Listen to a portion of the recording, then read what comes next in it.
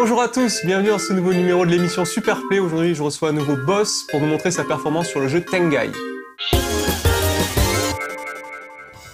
Sengoku Blade, Sengoku Ace épisode 2 Tengai, sorti en 1996 au Japon et connu en Occident sous le simple nom de Sengoku Blade. Le développeur Saikyo est connu pour ses shoot'em up, dont certains ont déjà été montrés dans cette émission, comme Strikers 1999 et Dragon Blaze par exemple. Contrairement à l'épisode précédent Sengoku, Tengai est un manic shooter horizontal, chose très rare pour ce type de jeu. Autre particularité qui tranche avec son aîné, ici, pas de vaisseau, mais des personnages volants. Chacun des 6 personnages a des capacités différentes qui influent sur l'effet de la bombe, le tir spécial et l'action des power-ups qui peuvent rajouter un ou plusieurs modules ou simplement augmenter la puissance de feu. Selon le même principe que Strikers 1999, 2 boutons sont utilisés. En tapotant sur le premier, le tir de base se déclenche, mais en le laissant enfoncer, c'est le tir secondaire qui est activé pour un laps de temps assez court. Ici par contre, pas de jauge à remplir, il faudra simplement attendre un court instant de recharge entre 2 utilisations. Le second bouton permet de bomber. Les stages, au nombre de 7, alterneront d'une partie à l'autre. En effet, les 3 premiers niveaux seront choisis au hasard parmi 4 niveaux disponibles. De plus, un embranchement à la fin du 5e stage permettra de choisir entre 2 routes et donc 2 boss de fin différents. À noter au second loop, le jeu force le joueur à emprunter le second embranchement, celui qui n'avait pas été choisi dans le loop précédent. Pour finir, le système de scoring est également calqué sur celui de Strikers 1999. Les médailles apportent des points selon leur inclinaison. Cela va de 200 quand la médaille est sur la tranche, jusqu'à 2000 lorsque celle-ci est bien à plat. Alors Boss m'a rejoint, merci d'être à mes côtés. Merci de m'avoir invité, j'espère un jour recevoir une petite carte VIP. Ah bah écoute, on va mettre des petits tampons et au bout d'un certain nombre, t'as un cadeau, un bonus. Un truc bonus. Alors t'es venu ici pour nous parler du jeu de Tengai, quel va être ton objectif? Je vais essayer de faire un tour. Un tour, ok. Donc on revoit ta fiche Super Player. La dernière fois, tu nous avais dit que t'aimais pas trop l'improvisation. Là, on va aborder un autre point, ça s'appelle l'authenticité. Alors tu peux nous en dire un mot? Oui, effectivement, moi ça ne me dérange pas de ne pas jouer exclusivement sur le support d'origine, et jouer sur l'émulation ou sur console, enfin les différents portages, ça ne me dérange absolument pas. Donc, ça te limite pas, si t'as pas la PCB, tu peux quand même jouer. Voilà, je suis pas réfractaire à l'émulation. Ok. On va aussi parler des types de jeux que t'aimes bien, donc les shoot'em up t'adores, mais ça surprendra personne. Ça surprend personne. Et tu aimes aussi le versus fighting. Exact, j'aime bien les bons vieux versus fighting, notamment Street Fighter 2X. Et ça permet aussi surtout de se défouler d'une autre manière, parce que généralement en shoot'em up on se fait souvent tabasser par le jeu. Donc moi je me venge sur l'autre personne et sur l'IA. Ok, allez, on lance le run. Donc, éditeur Psycho. Voilà, un éditeur que t'apprécies. Voilà, j'avais présenté Dragon Blaze, donc là un autre titre de Psycho. Ok, donc on a vu, il y a plusieurs choix de personnages. Exact. Toi, tu prends donc Sho. Exact, donc c'est un feeling personnel. Comme je l'ai toujours dit, je m'amuse pas à chercher qui est le meilleur perso du jeu. Généralement, il y a toujours une tier list, un peu comme dans le monde du versus fighting. Et moi, je joue toujours au feeling, c'est pour ça que je recommande à chacun de choisir le perso qui lui correspond. J'ai testé à peu près tous les personnages, et celui qui me correspondait le plus, c'était donc Sho. Et je tiens à préciser que sur les jeux Psycho, ce qui est sympa, c'est le fait que chaque personnage a un gameplay assez unique. Donc c'est pour ça que je vous invite à vraiment tous les tests et trouver celui qui lui correspond. D'accord. C'est un des personnages les plus joués ou pas du tout? Pas du tout. Parce que je l'ai appris après avoir fait ce run en fait. Il semblerait que c'est un personnage qui soit pas si fort que ça en fait. D'accord. Donc c'est pour ça qu'il n'est pas apprécié. D'accord. Pourtant on va voir que toi tu l'apprécies pour justement ces miroirs. Exactement, donc comme je l'ai dit, peut-être certains l'ont vu, j'avais fait un run sur Dragon Blaze et j'aimais bien le fait de pouvoir... Donc ça c'était un mid-boss. Exactement, donc c'était le premier mid-boss du premier stage et j'ai pris ce personnage tout simplement parce qu'il y avait un parallèle avec Dragon Blaze, bien que ce titre est sorti avant, on pouvait se séparer de son dragon et du coup on avait, c'est comme si on avait 2 vaisseaux à l'écran, donc du coup c'était une stratégie que je trouvais assez géniale, couvrir une certaine partie de l'écran et en bas avec l'autre personnage couvrir une autre partie, et c'est ce qui me plaisait, c'est ce que j'ai retrouvé donc avec le personnage Sho. Ok, donc là tu nous parlais de ces trois miroirs, ça s'appelle comme ça? Ouais, miroir, satellite, un peu ça. Satellite, ok. J'ai jamais su ce que c'était. Donc tu peux en avoir jusqu'à 4? Exactement. C'est ça, donc pour l'instant tu les as pas. Là on est sur le boss Du stage 1 toujours, on peut voir donc il y a un système d'upgrade d'armement. Donc là j'ai commencé avec 2 ou 1, je ne me rappelle plus exactement, miroir en satellite. Et donc au fur et à mesure on augmente son armement comme dans la plupart des shoot 'em up, pardon. Donc on augmente son armement et d'ailleurs assez rapidement vu la difficulté du titre. D'accord. Il y a un petit détail sur ces pièces qui est assez intéressant, tu peux nous le dire?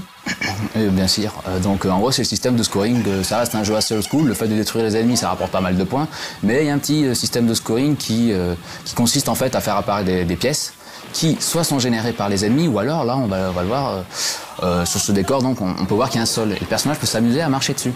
Et si on marche à certains endroits précis, on peut faire apparaître des pièces. Et l'objectif, lorsque ces pièces vont apparaître, elles vont se mettre à tourner sur elles-mêmes et plus elles sont face à vous, et plus leur valeur va être grande. Je n'ai plus exactement... C'est-à-dire elles sont sur la tranche. Voilà, si elles sont sur la tranche, la valeur est minime. Ah voilà. Si elles sont vraiment face à vous... On la voit, on voit un cercle. Si on voit le cercle... Donc elle se met à tourner sur elle-même et plus donc elle sera face à vous. Plus la valeur sera grande, je ne me rappelle plus exactement des valeurs, il me semble que c'était 2000, 1000 et 200. Donc voilà. Et en gros l'objectif c'est de faire que du 2000, sachant qu'il n'y a pas de système de chain, donc du coup on ne va pas casser un multiplicateur ou autre. Et au début je pensais que c'était un peu du pif, ça tournait un peu aléatoirement, et en fait pas du tout. Quand on a vraiment un chemin qu'on les fait apparaître à un moment très précis, les bons joueurs et qui maîtrisent vraiment le jeu vont vraiment faire un max de points grâce à ces pièces, malgré le fait que bon, c'est pas exponentiel. Et même si on les prend pas toutes, il y a moyen d'avoir un bon score si on arrive suffisamment loin. D'accord. Donc là, on parle, mais pendant ce temps, tu avances bien dans le jeu, là. Exact. Tu es au stage 3. Exactement. Et d'ailleurs, ce qui est assez drôle, c'est que généralement, les stages 3, on les reconnaît assez facilement, puisque les éléments du décor, je trouvais ça assez soigné de la part des designers. Dès qu'on est au stage 3, en fait, le soleil commence à se coucher. Au début, on voit que les niveaux sont en plein jour, et en fait, plus on se rapproche de la fin, et plus on se rapproche vers la nuit noire. Et là, en fait, au stage 3, ça commence à devenir assez rougeâtre. Et ce, peu importe les niveaux, puisque ils apparaissent de manière aléatoire. Tu peux nous le détailler, ça c'est quand même incroyable.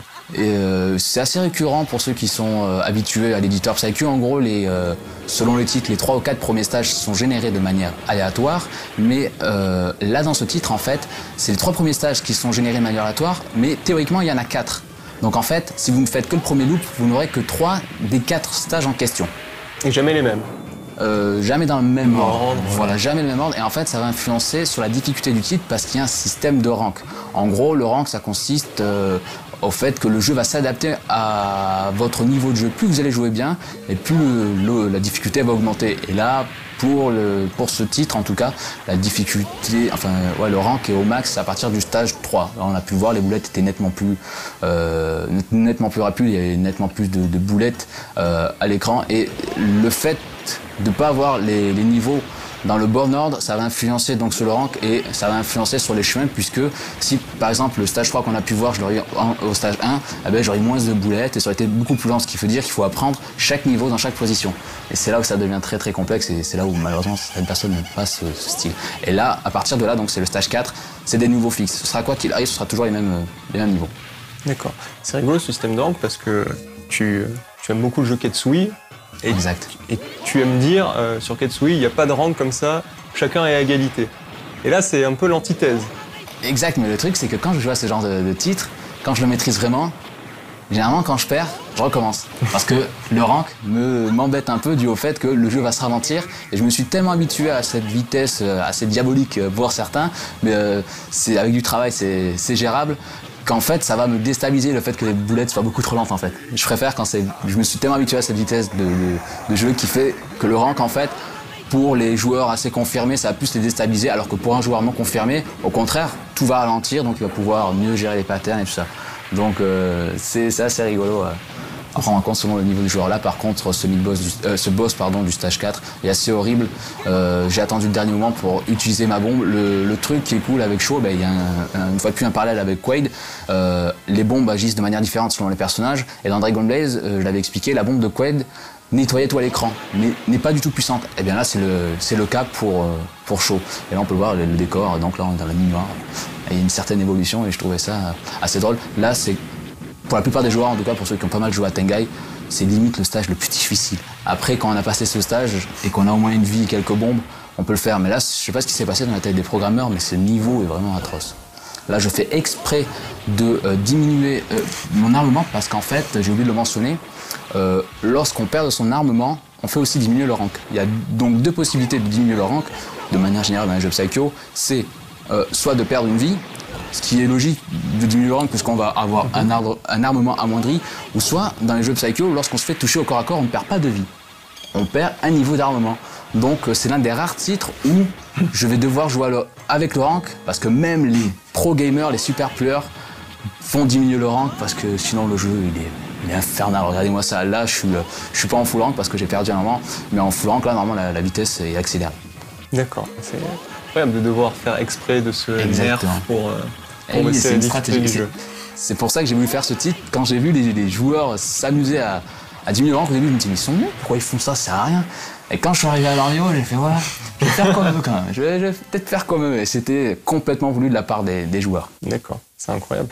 Et donc pour préparer ce run, ce super play, t'as fait comment? T'as joué dans ton coin et après t'as regardé des vidéos ou justement t'as regardé les vidéos Donc moi pour ma part, comme j'ai expliqué dans certains des commentaires que j'ai fait dans l'émission Super Play Ultimate, c'est vrai que moi j'aime bien analyser le jeu à ma manière. Dans un premier temps, je ne vais pas chercher à faire une grosse performance, je vais me contenter de l'objectif de base qui est le one credit du premier loop, ce qui est vraiment honorable.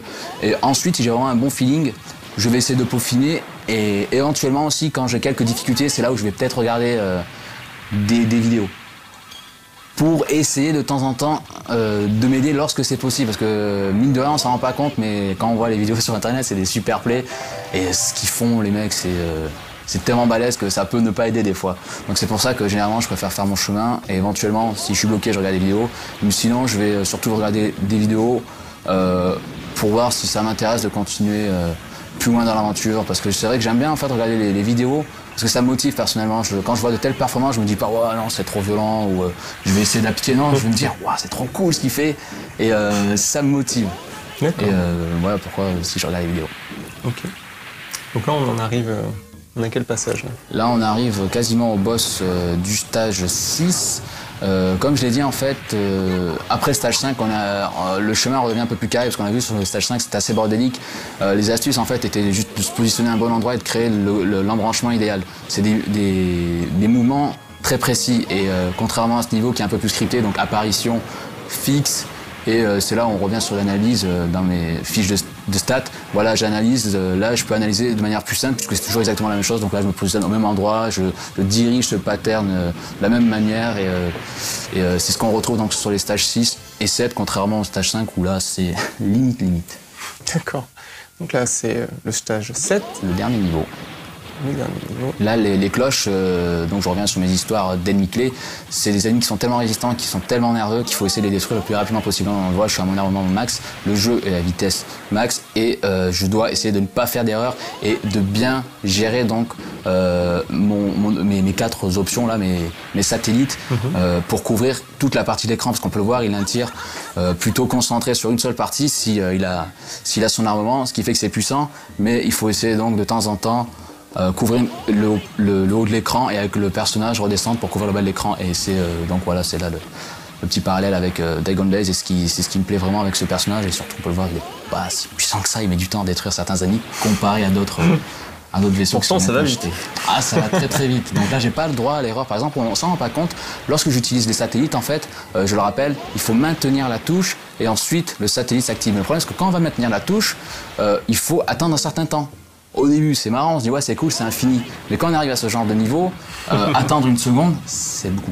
C'est vraiment beaucoup, donc c'est pour ça qu'il faut apprendre à bien gérer son armement. Là, on peut le voir sur le boss, ça paraît très impressionnant, mais c'est du timing. Comme je l'ai expliqué sur Ketsui, il faut apprendre à ne pas paniquer, à bien diriger le pattern, lentement mais sûrement, essayer de se faufiler. Le plus fourbe, j'ai toujours dit, c'est les petits ennemis, parce qu'en fait, ils apparaissent de manière aléatoire, et c'est eux qui vous jettent des tirs bien ciblés, et ils en ont rien à cirer qu'il y ait un pattern fixe ou pas qui vous fonce dessus. Donc.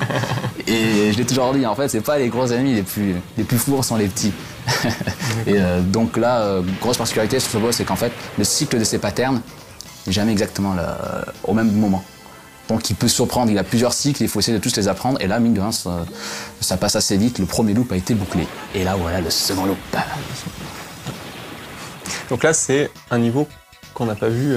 C'est pas le même premier niveau que dans le premier loop. Exactement. À nouveau, sur le second loop, les niveaux sont générés de manière aléatoire, mais là en fait ça n'a pas vraiment d'influence puisqu'on est en rank max.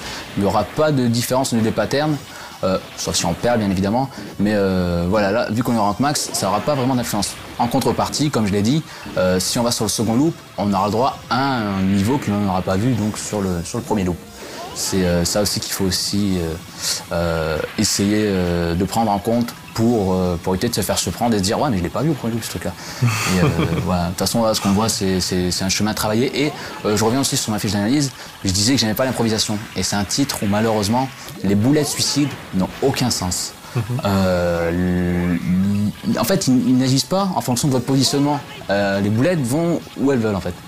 Voilà, parce que dans ce second loop, concrètement, qu'est-ce qu'il y a de différents. différence C'est vrai que je suis tellement habitué que j'ai oublié de mentionner, effectivement, donc là on est en full rank, les ennemis tirent plus de tir, on peut le voir, la vitesse aussi, bon, la vitesse max, et surtout il y a des boulettes suicides. Et comme je disais en fait, sur ce titre, il fait partie de ces titres Psycho où les boulettes suicides, pour certains ennemis, ils sont vraiment fourbes. Les petits ennemis en fait, une fois plus le retour des petits ennemis les plus fourbes. Et en fait leurs boulettes suicides n'agissent pas en fonction de votre positionnement, ils n'ont aucun sens, et c'est de l'aléatoire, ce qui fait que c'est de l'impro total. C'est là-dessus où ça demande pas mal de skill. Et il y a un ennemi en plus qu'on n'a pas dans le premier. Exactement. Qu'on vient de voir, l'espèce de poisson bleu. Un truc bleu. Effectivement, c'est vrai que je l'avais oublié. Et effectivement, c'est un ennemi bonus qui apparaît sur le second loop qui peut être utile pour les scoreurs parce qu'il fait mine de rien, si on arrive à le détruire, il peut nous donner pas mal de pièces. Mais en contrepartie, on a pu voir, ce pattern était complètement hardcore. En fait, techniquement, son pattern est fixe. Mais le problème, c'est que là, on a pu voir, c'était une séquence où j'avais des petits ennemis. Et vu que leur boulette suicide agissent de manière aléatoire, je ne peux pas me permettre de naviguer dans son pattern. C'est pour ça que j'ai joué safe et je l'ai détruit. Là, on peut voir donc à nouveau un mid-boss. Et j'ai oublié de le mentionner, les mid-boss n'agissent pas en fonction du niveau, mais il agit en fonction de l'ordre du stage. C'est-à-dire que là, on est dans le niveau aquatique. Si ça aurait été le niveau aérien, ça aurait été toujours le même mid-boss. Là, ce qui va influencer en fait, c'est que par exemple, le mid-boss du stage 3, qui logiquement est généralement le plus difficile parce qu'il est plus loin. C'est le poisson, c'est ce poisson. Voilà, c'était ce poisson dont on parlait. Et le mid-boss du stage 3, logiquement, vu qu'on est plus loin, ça va être le plus difficile. Si on le fait apparaître par exemple sur ce niveau, on a pu voir que durant le mid-boss, il y avait des petits ennemis. Et vu qu'il est déjà suffisamment difficile et que si on a des petits ennemis en plus qui viennent vous envoyer des boulettes suicides, ça devient complexe. C'est pour ça que sur certains niveaux, certains mid-boss sont nettement plus pratiques parce que sur certains niveaux, il n'y a pas de petits ennemis bonus en plus. Enfin bon, moi j'appelle des ennemis bonus parce que j'ai l'habitude de regarder les super players qui eux essaient de tout détruire. Et pour moi, c'est des ennemis malus parce que déjà essayer de survivre. C'est chaud. Là, une fois de plus, on peut voir souci du détail, ça devient rouge. Et souci du détail aussi, sur le second loop, les ennemis certains ennemis en tout cas changent de couleur. D'accord. Donc là, on le voit, un petit pattern de celui-ci. Par contre, celui-ci est fixe, donc ça va. Mais voilà, les petits ennemis, là, ça on voit toujours. Là, regardez, il y a le mid-boss et juste en haut, il y a des petits ennemis qui apparaissent. C'est pour ça que je disais que ce mid-boss, il serait apparu sur le niveau aérien, vu qu'il n'y a pas de petits ennemis. J'aurais pu le clear, le tuer sans utiliser de bombe. Et pour moi, ça aurait été nettement plus impressionnant. Là, par exemple, on a pu voir, j'ai pas bombé parce qu'il n'y avait pas de petits ennemis et j'ai pu naviguer dans son pattern fixe. C'est pour ça que j'ai dit, les petits ennemis, c'est les plus fourbes, les mecs. Et tes bombes, c'est scripté, c'est toujours au même moment? Exactement, donc j'ai un planning de vie et de bombes. Et là, généralement, j'ai un planning pour les bombes, mais comme je l'ai expliqué, c'est vrai qu'avec l'histoire de boulettes suicides qui apparaissent un peu de manière aléatoire, je joue toujours un peu de manière safe. Si je vois que ça passe pas, je bombe au dernier moment. Je rappellerai jamais assez, bomber, c'est pas signe de faiblesse, il faut vraiment en abuser.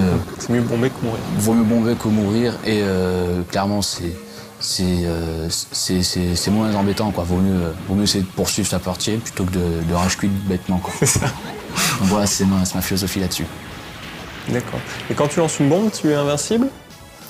En fait, ça nettoie tout à l'écran. Ce que je disais, c'est les boulettes qui restent. Les boulettes qu'il y a, c'est-à-dire. Quand tu fais une bombe, ça enlève toutes les boulettes de l'écran ou tout, ça nettoie tout. Donc ça fait que je peux soit me repositionner, et c'est pour ça que je dis que sa bombe est assez cool. Et justement, tu parles d'invincibilité, j'ai oublié de le mentionner, mais sur quasiment la plupart des jeux Psycho, à chaque début de niveau, on est invincible durant un court laps de temps, et des fois j'en abuse. C'est pour ça qu'on peut me voir sur certains niveaux, je vais me coller sur des amis, ils me tirent dessus, ils ne touchent pas. En fait, c'est voulu, les programmeurs ont conçu ça de telle sorte. Et là, on peut voir, c'est un mid-boss rush, un retour un classique des jeux d'arcade, quoi. Et là, tu as perdu une vie, donc c'était prévu. Oui, puisque comme j'ai dit, je vais essayer de gérer le rank.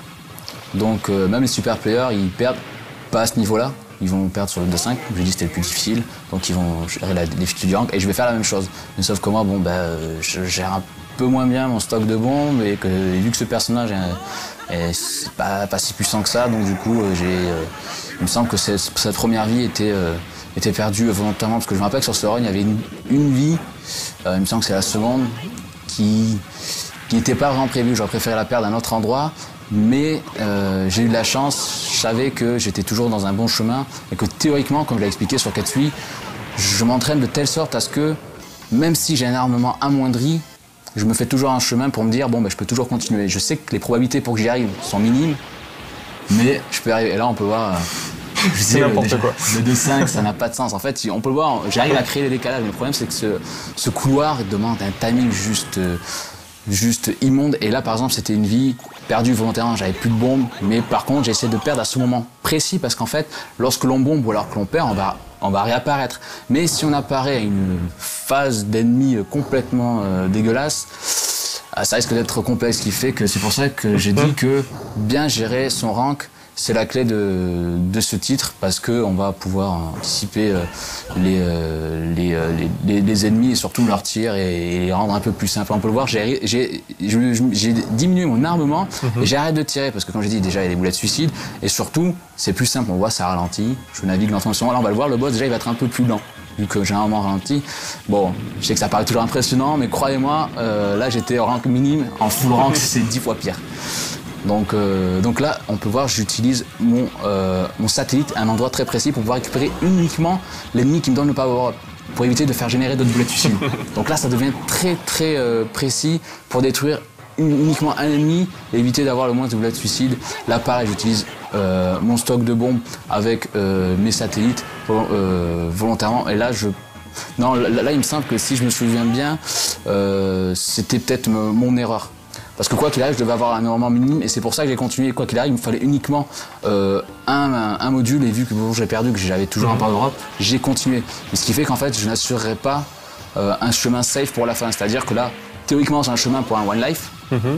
Mais en cas de perte de vie, là, c'est game over. Alors que d'habitude, j'avais programmé un chemin où si jamais je perds, je peux toujours continuer. Donc là, je suis en mode berserk, j'ai plus le droit à l'erreur. Et là, en fait, voilà, j'ai continué. Comme j'ai dit, c'était une perte de vie qui était pas gênante puisque je voulais avoir cet armement précis pour une fois de plus gérer le rank. Là, je le rappelle, on ne voit qu'avec 2 modules. Et si on a 4 modules, c'est 10 fois pire. C'est 10 fois pire. C'est quand même incroyable de devoir mourir, faire exprès de mourir pour baisser la difficulté du jeu. C'est là où on voit que ce jeu est immonde, tout simplement. Rares sont les joueurs à faire un one life, hein. Je sais pas si ça existe, je suis certain que ça doit exister depuis le temps, mais surtout en fait si les mecs s'amusent à perdre des vies, c'est qu'il y a une raison, surtout pour les scoreurs, c'est qu'en fait, à la fin de ce titre, peu importe l'armement que l'on a, vie ou bombe, ça vous rapporte que dalle. Donc autant gérer le rank. D'accord. Bien sûr. Là, chose très importante, je vais parfaitement gérer mon système power. Vous allez voir, je vais utiliser une astuce. Je vais attendre le dernier moment pour détruire l'ennemi afin qu'il y ait un autre ennemi qui me donne un power-up. Et ça, c'est une petite astuce à savoir pour récupérer un max de power-up. Et j'ai besoin absolument de 3 modules pour le stage ultime, surtout pour détruire ce boss le plus rapidement possible. Parce qu'une fois de plus, c'est normalement amoindri, le boss va rester plus longtemps. Et en fait, on va le voir, une fois de plus, je vais gérer mon rank sur le stage suivant. Et la première phase de ce niveau 7, et la première fois que je l'ai fait, j'ai pensé que c'était infaisable, mais le jour où j'ai réussi, j'étais super content et c'est le passage que j'adore. Et clairement, je le dis, c'est quasiment du frame perfect sans vouloir me vanter. Et c'est au pixel près. Je pense qu'on est beaucoup à regarder ça et à se dire qu'effectivement, c'est impossible. Et voilà, on peut voir, je marche au sol et quand je me fais toucher, c'est complètement volontaire. Et là, en fait, j'ai un positionnement tellement parfait qui fait que je ne perds pas mon module. Et si je perds mon module, c'est game over parce que j'ai besoin d'un moment très très précis. Parce que si j'en ai trop, je vais augmenter la difficulté du jeu. Si j'ai pas assez d'armement, je détruis pas suffisamment rapidement les ennemis. Et c'est pour ça que voilà, ce passage est certainement le plus difficile du jeu et c'est celui que j'ai le plus apprécié parce que voilà, c'est le plus gratifiant logiquement. Ah bah écoute, on prend un plaisir réel à regarder ça. Quoi. Et surtout, j'adore ce stage. Je trouve que c'est l'un des niveaux et surtout l'un des boss les plus sublimes que Psycho ait fait. effet, pardon. Là, j'ai fait exprès de laisser ce power-up parce que je savais que durant cette vague et demie, il y avait une probabilité pour que je me fasse toucher. Donc du coup, je récupère mon full armement et là, voilà le boss de fin. Première forme, très design, assez simple. C'est vrai que là, ça paraît impressionnant sur la fin, mais c'est là où les choses sérieuses vont commencer à se corser. J'ai 0 vie, 2 bombes, que va-t-il se passer? Écoute, on tremble avec toi là. Donc là, une fois plus, c'est un travail bien géré. Donc voilà, j'essaie de tout diriger, aller lentement, doucement, essayer de bomber au dernier moment. En fait, pareil, les ennemis, en fait, ce que je disais au début, ils apparaissent un peu de manière aléatoire, ils ont certains cycles, et des fois, c'est défavorable. Là, on peut voir sur cette espèce de Godzilla dragon, la zone sensible, c'est l'espèce de Metroid qui se trouve au niveau de sa tête. Tant que cette zone n'apparaît pas, vous ne faites pas vraiment de dégâts.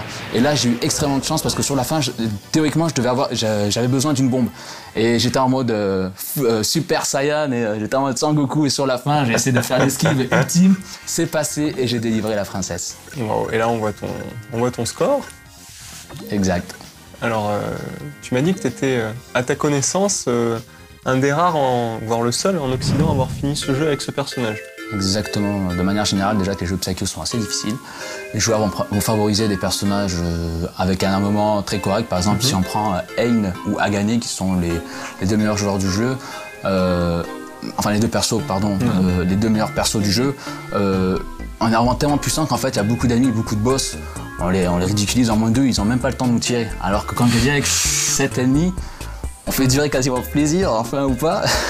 Et en fait, sans m'en rendre compte, je faisais durer la souffrance plus longtemps et sans m'en rendre compte, moi, comme j'ai dit, je jouais uniquement en feeling et il y a quand même moyen de s'en sortir avec ce personnage malgré le fait qu'il a énormément amoindri et tout ça pour dire que peu importe la tier list du perso, c'est toujours le joueur qui fait la différence. Et là, on a pu le voir que malgré énormément diminué, tout est faisable. Bravo. Et au niveau du scoring, tu te situes où? Ce qui est cool dans les jeux Psycho, comme disait Yaz dans certaines émissions, c'est vrai que dans les jeux Psycho, le scoring est lié à la survie. Plus on va aller loin et plus on va faire du point. Comme je l'ai dit, le système de scoring est assez simple. On détruit des ennemis et ça fait du point. La petite subtilité avec les gros joueurs, ça aide de récupérer les pièces au bon moment. Par exemple, là, on a pu le voir, j'ai fini avec un score de 1 500 000. Le record mondial avec ce perso est environ 2 100 000, enfin des poussières. Mais le record mondial avec les meilleurs persos, du coup, tourne actuellement, parce qu'il a été encore battu récemment, il tourne aux alentours de 2,5 millions. D'accord. Et au niveau de l'Occident, tu as une idée? Au niveau de l'Occident, il me semble que le meilleur joueur occidental prend donc le meilleur personnage avec le record mondial, qui est Agane.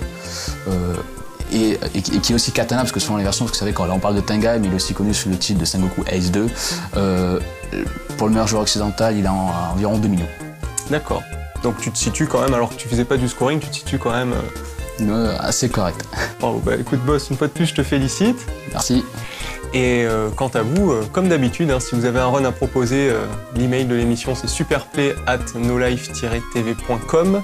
N'hésitez pas à nous les envoyer, vous serez peut-être à la place de Boss prochainement, qui sait. Allez, à bientôt, merci Boss. Ciao. Ciao.